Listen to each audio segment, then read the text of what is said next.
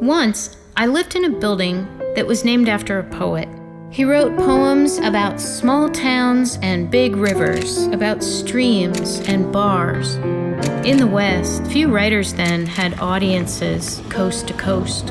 Actually, I think that the narratives were worn out. The same old stories of conquest to take over the frontier while the land belonged to indigenous people. Those stories were worn out.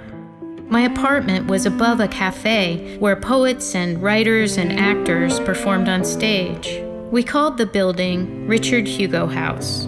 The building had once been a funeral home with a chapel.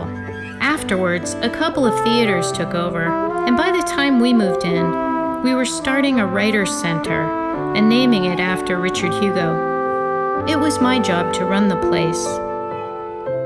Writers felt comfortable here, like they could try out anything. I mean, you could spill stuff and no one would care. Physically spill, emotionally spill. Demolition is a sad prospect. You could scream, gentrification. People do.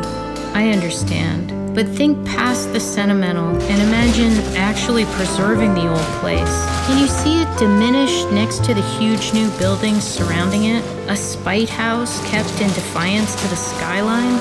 This is Seattle, a place to love whatever's left. My story is only one story. We remember places where we've lived, where we've moved from, and then the places are torn away. I guess we make art in the face of loss, out of those little fissures in our lives.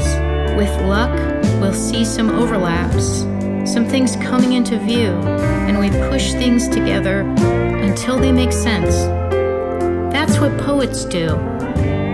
Only not exactly. Not exactly.